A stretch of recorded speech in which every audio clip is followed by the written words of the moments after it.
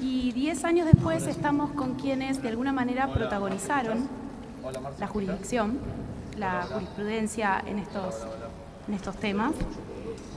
Y entonces, a partir de esta mesa de lujo, lo que vamos a hacer es discutir en torno al derrotero desde el fallo hasta la actualidad. Lamento decir que entonces el tiempo es un bien muy escaso en esta jornada, ya lo han vivido muchos de los que están aquí presentes.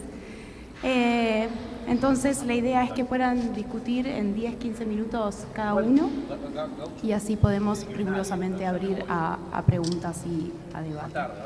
Entonces con nosotros está presente aquí, bueno, el gran maestro Eugenio Raúl Zaffaroni, juez de la Corte Interamericana de Derechos Humanos, ex juez de la Corte Suprema de Justicia de la Nación Argentina y signatario del fallo Arriola. Matilde Bruera, ex defensora de la Cámara Federal de Casación Penal, interviniente en el caso Arriola. Y Sergio Torres, juez de Suprema Corte de Justicia de la Provincia de Buenos Aires. Le damos la palabra entonces al doctor Zaffaroni.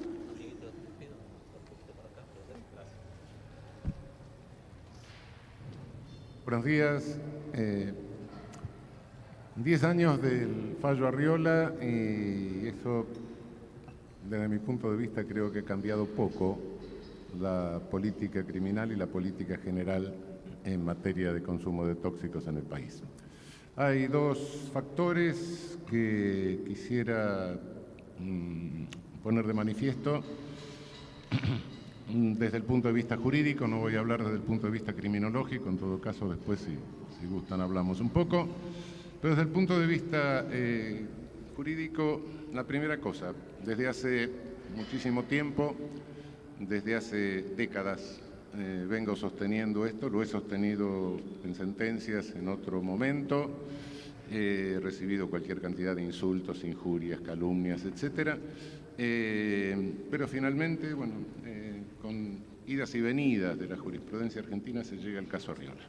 ¿Qué significa esto o qué sentido tiene desde un punto de vista constitucional?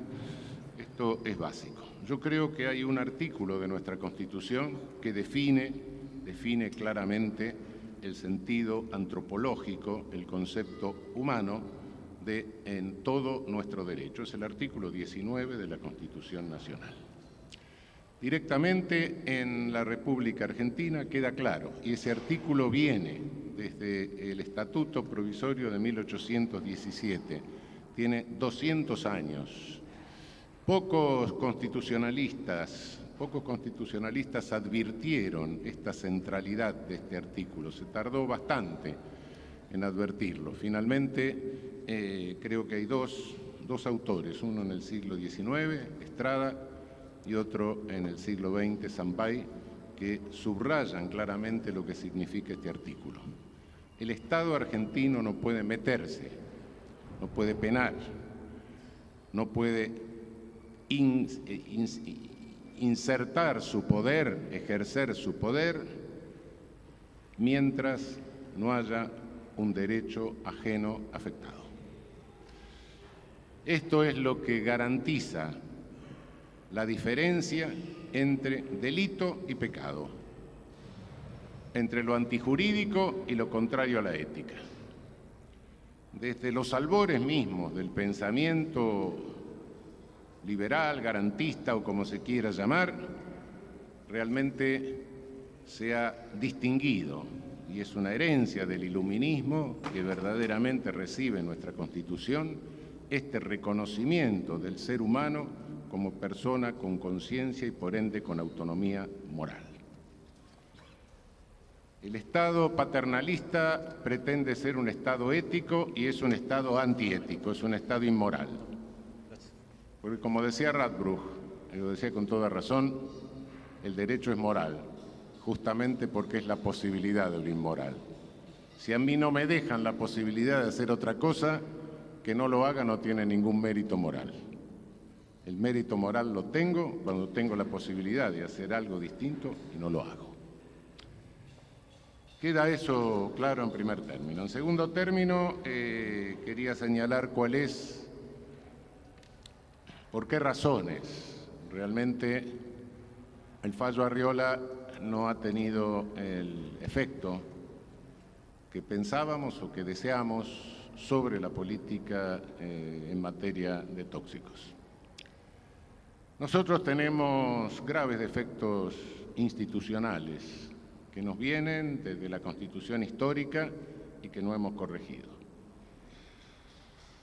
Nuestra Constitución histórica pretendió copiar la Constitución de Estados Unidos en cuanto a control de constitucionalidad y la arruinamos. Hay dos sistemas de control de constitucionalidad en el mundo, aunque el nuevo aparece con posterioridad a nuestra Constitución de 1853-1860, un control difuso y un control centralizado. El modelo difuso de control es el modelo que proviene de los Estados Unidos, en que cualquier juez puede declarar la inconstitucionalidad de una ley. Perfecto. Pero en los Estados Unidos eso va subiendo en instancias hasta llegar a la Suprema Corte de Justicia. Y la Suprema Corte de Justicia de los Estados Unidos, cuando decide que una ley es inconstitucional o que una norma es inconstitucional, esa jurisprudencia de la Suprema Corte es obligatoria para todos los jueces de todas las instancias de todo el país. Es el principio del stare decisis, que se le llama, es decir, estar a lo decidido. Nosotros no tenemos este principio. Nuestro control de constitucionalidad es muy débil, sumamente débil. Yo creo que en algún momento, así como nuestra Corte Suprema asumió pretorianamente, sin que ninguna ley se lo diga, la competencia para anular lo que se llaman sentencias arbitrarias, creo que también pretorianamente un día, por razones de orden y de seguridad jurídica, tendría que asumir el stare decisis. Mientras no lo haga, pasa lo del fallo Arriola. Simplemente la ley no se aplica en ese caso. Y nada más. Y cada juez sigue sosteniendo la posición que quiere, lo cual continúa siendo anárquico. La ley sigue vigente, los jueces la consideran constitucional o inconstitucional como gusten, y hay que llegar de nuevo a la Corte Suprema. Yo no sé si ustedes saben que cuando llegó el caso Arriola a la Corte Suprema ¿saben cuántos casos teníamos en condiciones de sentenciar? Porque en todos los demás se había prescripto la acción, 5. Es decir, lo que hacemos con esto es un dispendio de actividad policial, de actividad de investigación, de actividad judicial, gastamos papeles, gastamos horas de trabajo, gastamos una cantidad de dinero que estamos pagando con nuestros impuestos para nada. Es decir, para intervenciones que luego se prescriben, que no sirven para nada. Independientemente de que con esto estamos violando el artículo 19 de la Constitución Nacional, estamos afectando lo que es la concepción antropológica constitucional que se baja para todo nuestro derecho. Independientemente de eso, estamos gastando inútilmente nuestro dinero, y que eso lo mostramos como combate al narcotráfico, cuando no tiene absolutamente nada que ver con el combate al narcotráfico, sin contar con el efecto pernicioso que tiene la estigmatización de cualquier persona que tiene que pasar por un juzgado, por una comisaría, etcétera, efecto que puede generar una carrera criminal, o por lo menos puede generar una fuerte lesión a la autoestima. Esta es, en síntesis, lo que puedo decirles a 10 años del fallo. Podría sostener otras cosas. Creo que hay frentes de lucha que tienen que abrirse. Básicamente creo que hay que hacer una lucha frontal contra el Paco.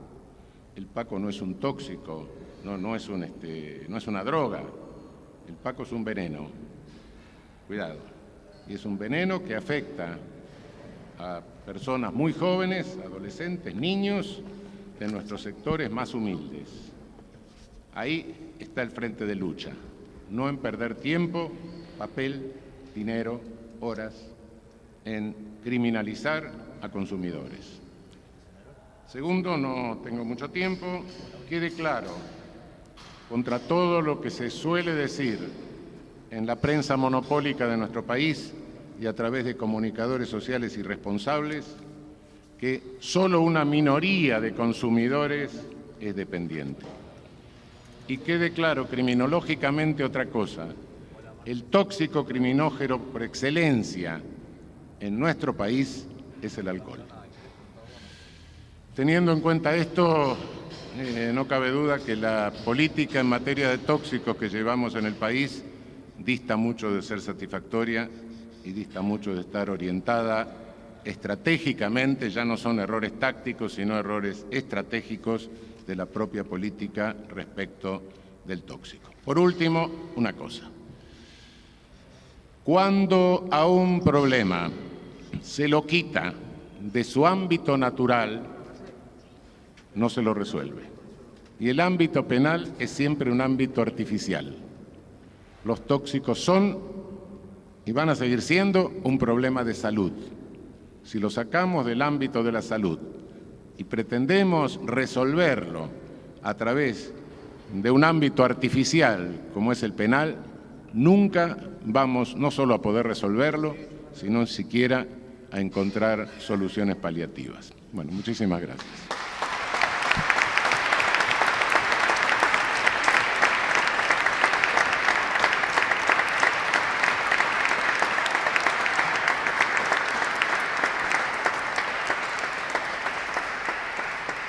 Muchas gracias.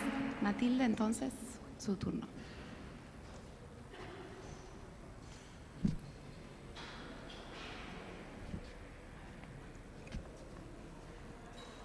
A ver ahora. Ahí está. Bueno, buenas tardes a todos. Muchas gracias a los organizadores por permitirme estar con todos ustedes. Gracias a todos ustedes por haber venido y gracias por permitirme estar con tan prestigiosos panelistas. Bueno, en primer lugar quería contarles que cuando me tocó intervenir en estos casos yo era defensora. Quiero hacer, ya lo hizo antes, pero yo quiero reiterar un homenaje a la defensa pública. No sé si es virtud de la defensa pública o es porque la defensa pública recibe la mayor cantidad de casos, sobre todo de los perseguidos en estos casos, pero es cierto que yo era defensora de un tribunal oral, así que imaginen, y me tocó la causa Villa Campa, que es sobre la que se hace el dictamen de la Procuración, y después una de las defensas en la causa Arriola. Si yo era defensora de un tribunal oral, imagínense que una tenencia por consumo llegó a un tribunal oral. Y digo que quiero hacer un homenaje a la defensa pública porque esto fue una estrategia de la defensa pública, comenzar a plantear masivamente la inconstitucionalidad de la tenencia para consumo. ¿Por qué digo? Porque previamente había otra estrategia que era pedir la probation por la tenencia. La probation, para los que no son abogados, es una cuestión alternativa que se le da una tarea comunitaria para que se solucione alternativamente. Bueno, pero la probation también es una forma de pena, porque se le obliga a una persona a estar 2 años estigmatizado y haciendo una tarea comunitaria. Entonces, la defensa pública decidió cambiar de estrategia, lo cual fue muy positivo y pensando esto, no hay ningún riesgo porque en el camino se prescriben, como decía el doctor Zaffaroni y como dice un amigo mío, la justicia penal es lenta, gracias a Dios. Así que, y es cierto que creo que lo dice el doctor Zaffaroni en el mismo voto, que cuando se resuelve la causa Arriola había 5 o 6 causas no más que habían llegado a la Corte, de todas las que se habían planteado la inconstitucionalidad. Bueno, este debate, no me voy a hacer breve en esto, porque el debate que encierra el fallo Arriola, igual que en su momento el fallo Basterrica, es un debate sobre lo que se puede prohibir y lo que no se puede prohibir, es un debate sobre la libertad, es un debate sobre el derecho de cada persona a autodeterminar su propia vida. En definitiva, es un debate sobre la democracia y sobre las libertades públicas. Esto es lo que encierra en realidad el debate, y fijémonos que el gran debate que llega a la Corte sobre la problemática del penal del tema drogas es justamente si el Estado puede o no invadir la esfera privada de las personas. Esto da una pauta de por dónde iba y dónde va la política criminal, que fue lo más importante que se discutió. Creo que a pesar de esto y a pesar de estas cuestiones, creo que el artículo 19 de la Constitución Nacional, que como bien decía Zaffaroni, marcó lo que nosotros llamamos la secularización del derecho, o sea, la separación del derecho y la moral, y está en la base de nuestra estructura jurídica, sino durante tantos años nos ocupó el debate. ¿Por qué? Porque todo el aparato penal fue dirigido a perseguir la tenencia para consumo a los consumidores o a los pequeños expendedores minoristas. La desgracia de este tema es que se lo vincula discursivamente y mediáticamente al problema de la seguridad, que es un problema muy caro a toda la sociedad, y que realmente el problema de la seguridad es un problema no resuelto, pero los discursos de mano dura lo vinculan como causante de la inseguridad y como el tema que hay que terminar para terminar con la inseguridad. Como bien se dice, en realidad solo se está persiguiendo, es una mentira este discurso de la guerra contra la droga, porque solamente se está prisionizando y punitivizando a los consumidores. Y no tiene la misma, en realidad no hay ninguna, esto deja abandonado dos temas. Por un lado, los abordajes en salud, cuando el tema de las adicciones llega a ser un problema de salud, y deja abandonado el tema de una economía delictiva muy grave y que genera corrupción en los estratos del Estado, como es el narcotráfico a gran escala. Y esto creo que... Y digo esto porque este es un debate en la ciudad donde yo vengo. Ustedes saben que Santa Fe y fundamentalmente la ciudad de Rosario, desgraciadamente se caracteriza porque los índices de criminalidad, los índices de homicidio cada 100.000 personas triplican la media nacional, con lo cual el discurso de seguridad se centra fundamentalmente en esto, y además de algunos episodios en relación a la investigación del narcotráfico que ha habido. Pero si bien la población, en estos meses que me ha tocado recorrer muchos barrios, la población es cierto que reclama la mano dura, pero lo que reclama la población es contra la ineficiencia del Estado en abordar este tema, porque están los dos reclamos. ¿Por qué? Se permite este grado de corrupción en cualquier barrio de Rosario que uno recorra, cualquier vecino señala no solamente que la policía está corrupta, sino que conoce quiénes son los involucrados directos. Y por otro lado, también se percibe que las barriadas populares, quienes se sienten abandonados, son aquellos que tienen problemas de salud en relación a las adicciones y no hay abordaje en ese plano. En un país en el cual, ni más ni menos, se ha hecho desaparecer el Ministerio de Salud. Y en la provincia tampoco se ha destacado por tener abordaje de este problema. Una de las cuestiones que señala el fallo Arriola es esta: señala el fracaso de las políticas públicas en relación al abordaje de esta problemática y nos conmina a cambiar en materia de políticas públicas para dejar de centrar esto como conflicto penal, que es lo que venimos sufriendo, el tema del narcotráfico o el tema de la droga, digamos, para decirlo más generalmente, se ha reducido a un conflicto penal. Por lo tanto, la única intervención que hay en este problema es una intervención policial, con lo cual no hay otro camino que sea una intervención que lleva a la corrupción estatal de funcionarios policiales y funcionarios estatales.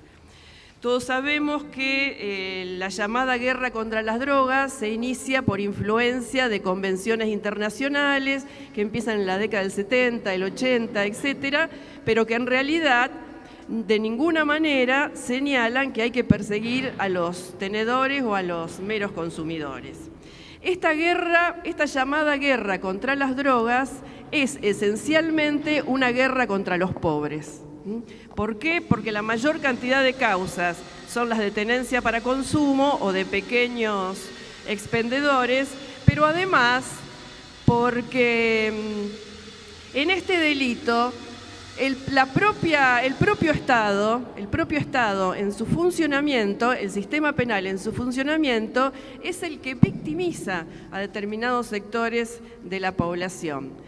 Y me refiero a otras situaciones que también hemos abordado, que es a la criminalización de los niños menores de edad o apenas superada los 18 años, que son los que son prisionizados permanentemente porque son los que atienden los búnkeres.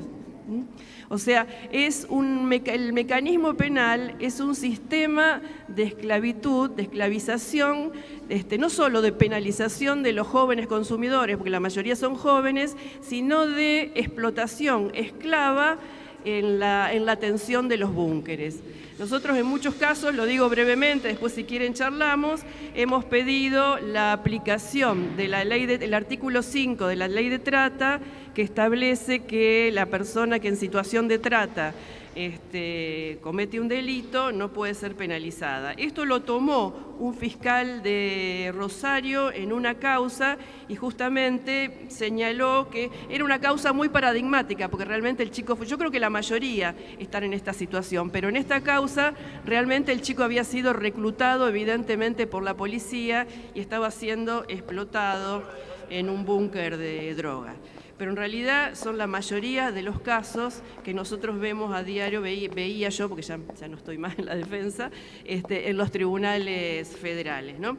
Y en esto invocamos un convenio, el convenio 182 de la OIT, que dice la utilización, el reclutamiento o la oferta de niños para la realización de actividades ilícitas, en particular la producción y el tráfico de estupefacientes, condena estas actividades. Es cierto que en estos 10 años del fallo Arriola no podemos hacer un buen balance de su aplicación por estas situaciones que vengo señalando, porque también muchos jueces se negaron a explicar la doctrina Arriola con algunas excusas, por ejemplo el tema de las cárceles, que creo que ya lo abordó hoy Eleonora Devoto, y que generó un dictamen de la Procuradora General en su momento, Alejandra Gil Carbó, donde señaló que una persona privada de libertad, aunque conviva con otros, no pierde el derecho a la autonomía individual. Pero bueno, es una batalla que sigue dándose porque aún está presente. Y esto nos lleva a la siguiente reflexión. Por un lado, algo que también dijo alguien, además de haberlo señalado recién el doctor Zalfaroni, alguien lo dijo además en otro panel, tenemos que reflexionar sobre el control de constitucionalidad. ¿Qué pasa? Que muchos jueces se niegan a aplicar una doctrina de la Corte, justamente porque, tenemos este estilo de control de constitucionalidad. Además, en estos 10 años también estuvimos viendo decrecer o crecer la persecución de tenedores para consumo de acuerdo a las distintas olas de mano dura que se desataban en determinados momentos políticos. Yo conseguí unos números del año 2017 y 2018 en un tribunal federal, en un oral federal de Rosario, de 121 causas por tenencia para consumo en el 2017, en el 2018 se triplicó a 399. O sea, al compás de los discursos de la guerra contra el narcotráfico y de la mano dura, lo que fue creciendo fue la persecución de consumidores, porque por otro lado, si lo comparamos con las causas en las cuales hay secuestros de mayores cantidades, que también serían discutibles, ¿no? Pero bueno, en las causas donde hay secuestros de mayores cantidades, de 1.152 causas en el año 2017, decreció a 571 causas en el año 2018. O sea que lo que quiero significar es que a medida que crece la persecución de consumidores, decrece la persecución en las causas mayores. Y otra cuestión que también quiero traer al debate, y con esto termino, es un debate que también se nos ha planteado en los tribunales federales de Rosario, que es el autocultivo medicinal. Hubo un fallo de una jueza federal, la doctora Aramberri, que hizo lugar a un amparo haciendo lugar al autocultivo, si ven con muchas prevenciones, pero hizo lugar, y ordenó al Estado la inmediata operatividad en el tema de la provisión de drogas, pero hizo lugar al amparo que habían presentado las madres para que se les autorizara el autocultivo y a la producción del aceite. Lamentablemente, esto fue revocado por la Cámara Federal en un fallo dividido, 2 contra 1. Un juez ratificó el criterio de primera instancia, pero los otros 2 jueces, en esto también, yo creo que en el cambio de políticas hay que hacerse cargo de lo que han hecho todos los poderes en cada caso, ¿no? Por eso yo empecé señalando qué hizo la defensa pública, porque también es responsable de esto. ¿Qué dice este juez? Este juez revoca, los 2 jueces, ¿no? Son 2 votos contra 1, revocan el amparo de la jueza de primera instancia y ordenan al Estado Nacional a que incluya las patologías que estaban incluidas en el programa nacional. El amparo era porque el Estado no lo resolvía. Y el juez resuelve que se haga cargo el Estado Nacional a través del Ministerio de Salud. Y en las otras cuestiones, en las otras patologías, porque había algunos chicos con patologías no reconocidas por el programa, conmina al Ministerio de Salud que investigue a ver si pueden ser tratados. O sea, le está devolviendo la pelota, le está pateando la pelota para la otra cancha. O sea, nosotros tenemos un Ministerio de Salud que no se hace cargo del problema porque ni lo resuelve, ni investiga como debe investigar, ni provee lo que tiene que proveer. Y otra parte del Estado, que es el sistema penal, que penaliza el autocultivo. Y la verdad que es asombroso el voto de la mayoría, porque hace todo un desarrollo sobre el fallo Basterrica, sobre el fallo Arriola, diciendo que están de acuerdo con la despenalización de la tenencia para consumo, incluso hace referencia a la propia jurisprudencia de esa Cámara, que tiene algunas causas en las cuales despenaliza el autocultivo, pero sostiene que en este caso no se trataría del artículo 19 porque está cultivando para el hijo y no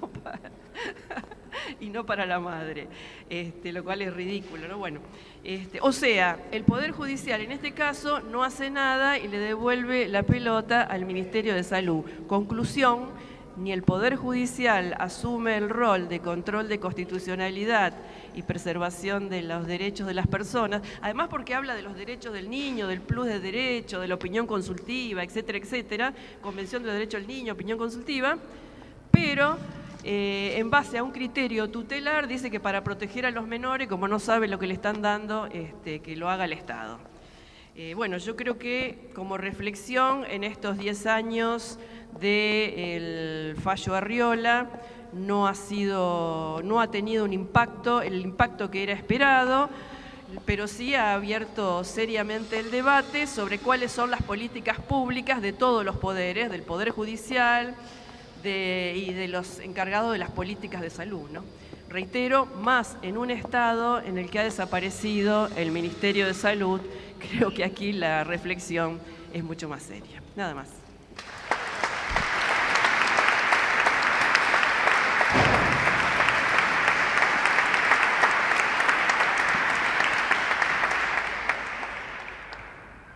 Bueno, buenas tardes a todos, ¿cómo les va? En primer lugar, agradecer a los organizadores por invitarme.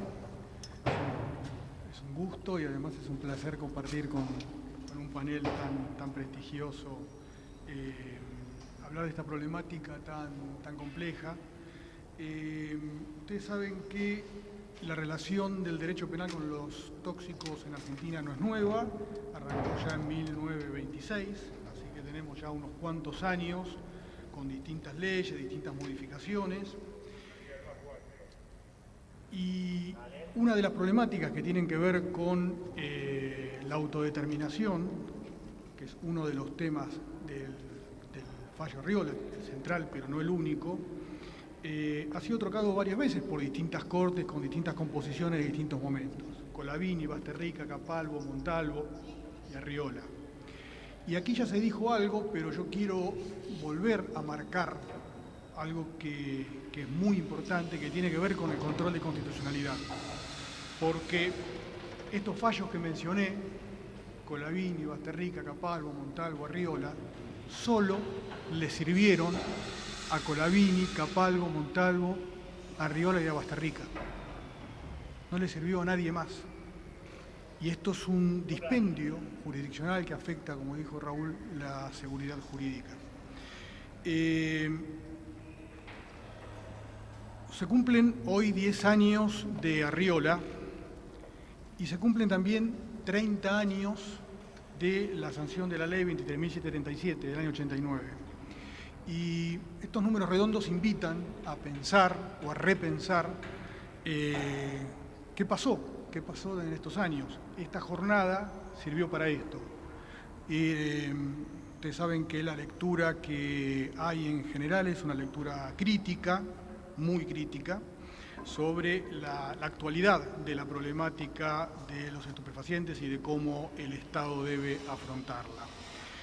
Yo les cuento brevemente lo que nosotros hicimos. Yo actualmente integro la Suprema Corte de Justicia de la Provincia de Buenos Aires y hasta hace unos meses fui juez federal de Capital y como tal tenía competencia en materia de narcotráfico. Y desde el año 2009 nosotros comenzamos una idea que fue trabajar esta problemática desde dos posiciones, desde un juzgado, de una visión integral de la oferta y también nos ocupamos, y esto es lo inusual, que es lo que quiero especialmente referirme, a la demanda, a la otra parte de la problemática. Yo no le voy a contar todo lo que hicimos en las distintas investigaciones, son muchas de ellas muy conocidas, sin mencionar que en estos años nosotros nos concentramos en las causas contra el Paco y secuestramos más de 40 millones de dosis de Paco, solamente en la capital federal. Esto parece un montón, lo es. La pregunta que nos hacemos siempre es ¿cuántas 40 millones de dosis no se secuestran? Es decir, la respuesta claramente no está únicamente en el secuestro, que hay que hacerlo, es el trabajo, está la ley, pero pareciera que el Estado, con sus roles esenciales que hacen a su propia naturaleza, a su propia definición, ¿sí?, debe cumplirlos, no solamente desde el lado de la justicia, sino del lado de la salud, de la vivienda, del trabajo, de la educación, etc. Nosotros ya en el año 2009 comenzamos con la redacción de una guía de orientación a la magistratura para el tratamiento de personas consumidoras de sustancias psicoactivas. Esta guía es el trabajo de una comisión que dirigimos con Raúl ya hace unos cuantos años y la particularidad que tiene, que esto es un rasgo distintivo, que no estaba integrada por ningún abogado. Es decir, nosotros desde el primer momento descartamos la judicialización de esta problemática o el aspecto que esto tenga una visión legal, sino que el problema claramente pasaba por otras cuestiones. Después creamos, también con Raúl, una cátedra libre interdisciplinaria, la primera en Latinoamérica, en la Universidad de Buenos Aires, en la Facultad de Medicina, donde formamos a varias generaciones de personas que lo que hacían eran esto, se preparaban para afrontar esta problemática desde el lado de la salud, desde el lado del acompañamiento, desde el aspecto terapéutico. No eran todos médicos ni enfermeras, sino que había un montón de personas que no tenían vínculo con la ciencia de la salud y que sin embargo hacían los cursos y además tenía un efecto multiplicador en cada uno de sus barrios. También, bueno, sacamos libros y demás. Por otra parte, hicimos un estudio sobre el Paco en dos aspectos. Uno vinculado con la sustancia propiamente dicho, es decir, qué era el Paco, ya que, y esto puede parecer raro, pero nunca hasta ese momento se había estudiado lo que era el Paco. Por lo tanto, no se sabía ni cómo llevar adelante las investigaciones, ni qué hacer con los chicos problematizados. Lo hicimos desde el aspecto físico también y está pendiente, ya que una parte solamente se hizo, a las consecuencias neurológicas del consumo de esta sustancia. Se realizaron distintos convenios, todo esto trabajo del juzgado, con distintas organizaciones como la UEA, el PNUD, la Secretaría de Deporte, el Ministerio de Desarrollo Social, el Ministerio de Trabajo, la Secretaría de Deporte, la Defensoría del Pueblo de la Ciudad Autónoma. Creamos una unidad de traslado, esto es para que una unidad específica pueda entrar en los barrios donde el SAME no entraba, para buscar a los chicos precisamente que estuvieran en una situación problemática de consumo. Realizamos capacitaciones y demás, y por otra parte realizamos distintas incautaciones de búnkers donde se vendía Paco en distintos barrios, y a diferencia de otros lugares donde esos búnkers se destruyen, nosotros los transformamos y le dábamos un uso social. Se los dábamos a las madres del Paco, se los dábamos a los curas villeros, se lo dimos a organizaciones sociales, a la Secretaría de Niños, Niñas y Adolescentes, al Programa de Acceso Comunitario, al Senareso, etcétera, etcétera. Es decir, la idea era darle un uso, si se quiere, con un carácter simbólico fuerte, ya que en un lugar donde se vendía algo que mataba, era un lugar donde se transformaba en un lugar donde se ayudaba a aquellos que estaban problematizados. Vehículos, recuperamos un club de fútbol, etcétera, etcétera, etcétera. Esto es importante, me parecía a mí mencionarlo, porque Arriola no habla solamente sobre el aspecto vinculado al artículo 19 de la Constitución, sino que también lo que dice es que el Estado debe armonizar los recursos y debe ocuparse de lo que se tiene que ocupar. Y el Estado lo que hace, cuando se ocupa del chico que consume, no solamente no cumple con el rol que debe cumplir desde el aspecto de la salud, sino que además desarmoniza los recursos. Los pocos recursos que el Estado tiene los malgasta en un aspecto que no debiera ocuparse. Yo les traje para eso algunas estadísticas,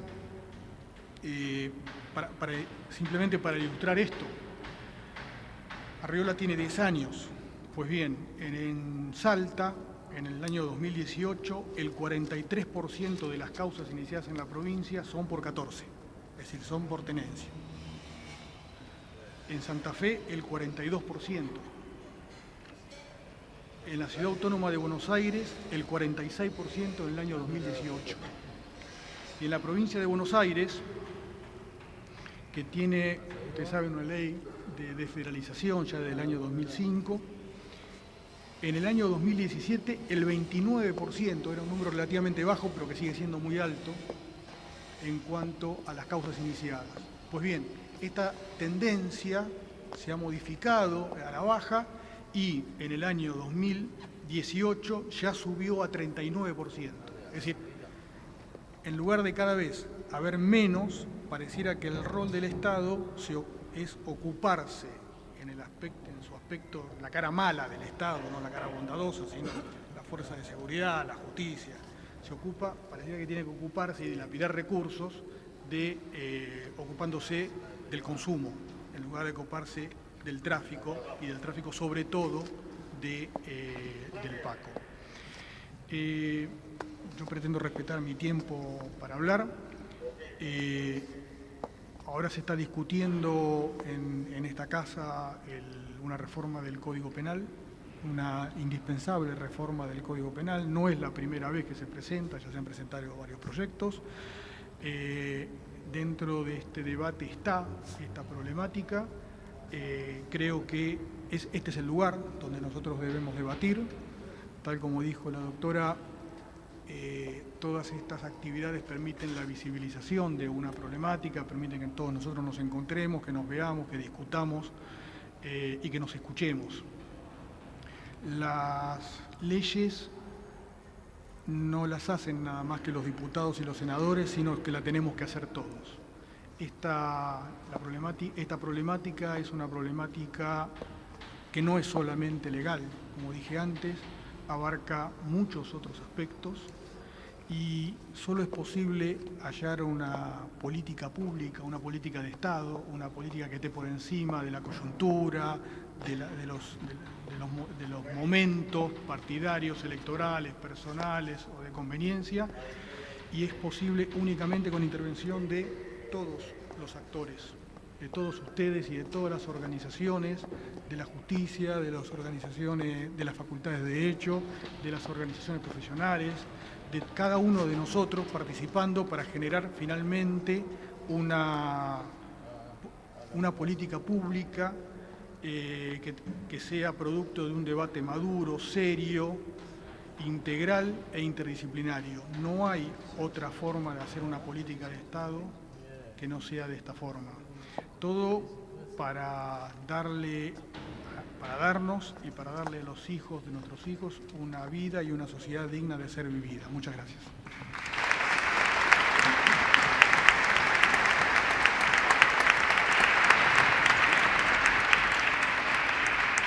Bueno, muchas gracias a los tres. Realmente en perspectiva y luego de lo que se discutió en la mesa, creo que esto que decía Sergio Torres recién, que Arriola dice muchas otras cosas, al menos deja al descubierto que hay una gran disputa de sentidos. Retomando un poco a Lewis Carroll, creo que respecto a por qué le cambiamos el nombre a las cosas, porque lo que importa es quién manda, nos merecemos una verdadera discusión en torno a un cambio de enfoque. Si de verdad queremos políticas no punitivistas, si queremos un antipunitivismo, entonces de verdad tenemos que discutir en torno al problema, a redefinirlo y a discutir en serio un enfoque diferente. Queda un ratito más si quieren hacer alguna pregunta, algún comentario complementario. Sé que esta mesa inhibe bastante, pero bueno, adelante. ¿Ustedes quieren hacer algún comentario? Bueno. Sí. Bueno, no sé, en fin, ¿de qué quieren que hable? En realidad, no es que quiera lanzar algo pesimista, pero naturalmente detrás de todo esto está la distorsión de una criminología mediática, la construcción de una realidad en torno de la seguridad que es totalmente falsa, la manipulación de esa construcción de realidad en un sentido político coyuntural, en el peor sentido político coyuntural, ¿no?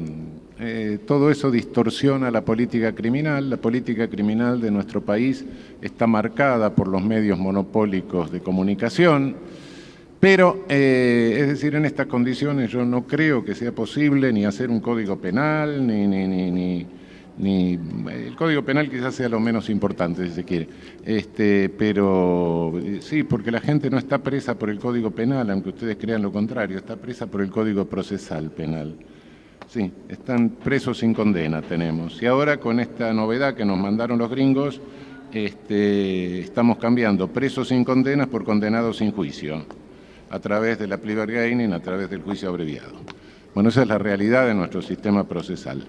Las penas del Código Penal importan poco. El índice de prisionización en toda América Latina está marcado por la regulación de la prisión preventiva y de la excarcelación.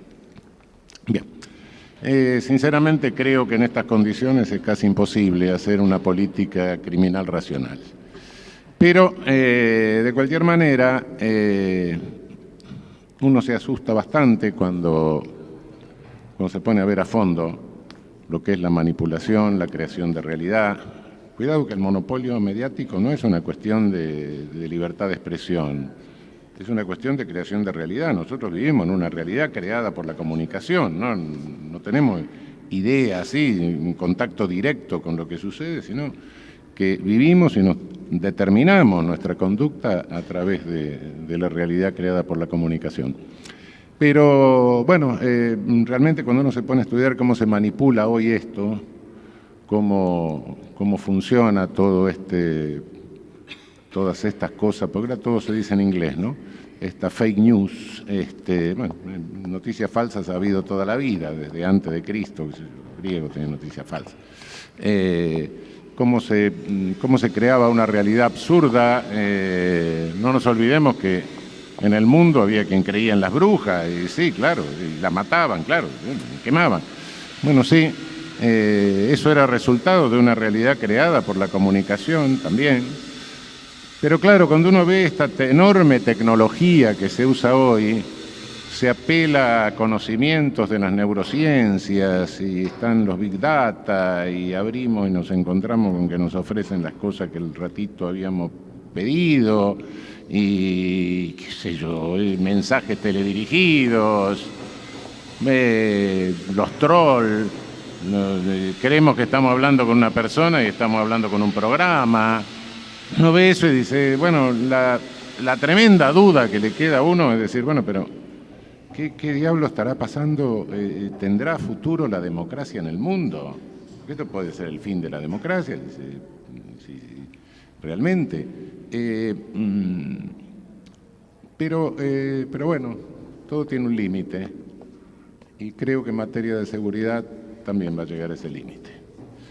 Hay un momento dado en que la única verdad es la realidad, y la realidad en esta materia son los cadáveres, no nos olvidemos. La realidad son los muertos. Decía Pessoa, el portugués ese, con esa cosa tan existencial, pero tan optimista, que el ser humano es un cadáver postergado. Bueno, nosotros estamos teniendo en nuestra región demasiados cadáveres apresurados. En consecuencia, creo que esa es la realidad que golpea, y frente a esa realidad va a haber reacciones populares, y por más que la construcción perversa de realidad de la criminología mediática quiera decirnos otra cosa, en algún momento va a ser posible hacer una política criminal racional. En materia de tóxicos, insisto en algo que les decía hace un rato, hay detrás de esto intereses, cajas chicas, cajas grandes, cajas mayores, etc. Algunos le llaman a esto corrupción, yo le llamo fuentes de recaudación autónoma. Desdramaticemos para ir desarmando, porque si no desdramatizamos tenemos lo emocional que nos impide después empezar a desmontar y a desarmar las cosas. Creo que viendo las cosas, hay distintos niveles de cajas de recaudación, de formas de recaudación autónoma. Naturalmente que todos sabemos que la prohibición en el contexto mundial lo que ha hecho, no ha hecho más que generar una plusvalía enorme respecto del servicio de distribución de tóxicos, no del tóxico que tiene un valor agregado nulo prácticamente, sino del servicio de distribución.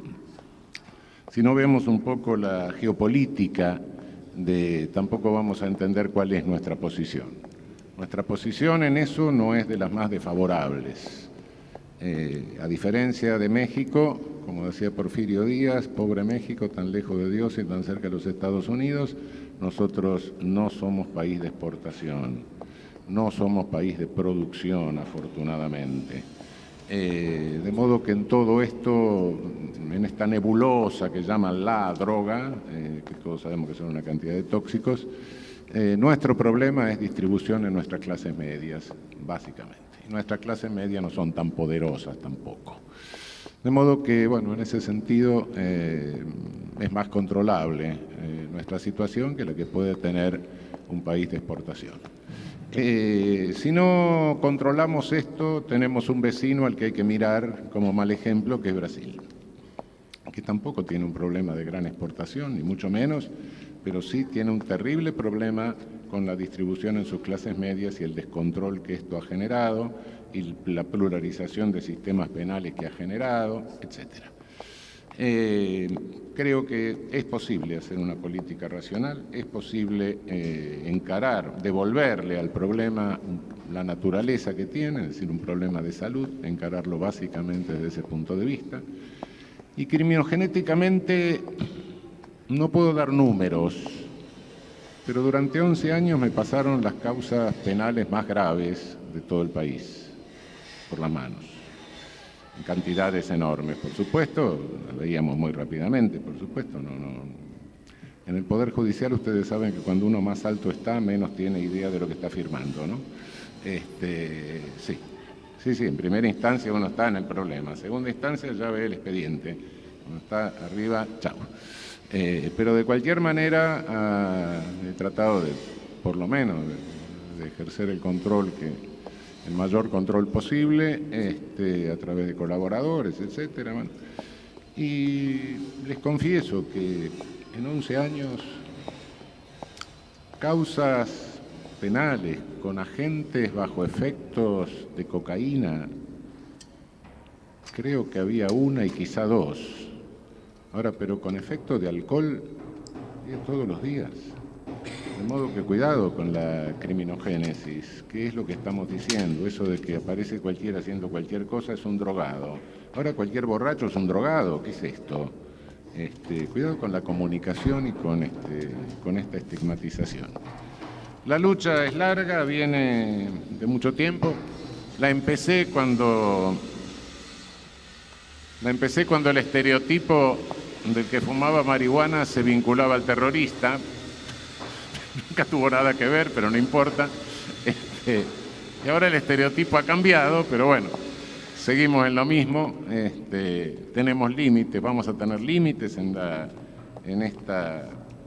para una política criminal racional en esto. Los límites vienen impuestos por el marco internacional, no nos engañemos. Estamos vinculados a tratados, a convenciones, etcétera, de las cuales no vamos a poder salir. Pero eso no nos resta autonomía como para, dentro de todo, poder hacer esta política criminal racional. Pero para eso creo que nos falta un poco de tiempo. Falta llegar al momento en que la realidad sea la única verdad. Y nos vamos acercando. En este sentido soy optimista, pero de momento no creo que podamos hacer mucho. Empujemos para que todos hagamos que un día esta realidad sea la única verdad. Y tengamos en cuenta que lo que tenemos que hacer, el objetivo estratégico siempre, es ahorrar dolor y ahorrar cadáveres. Muchas gracias.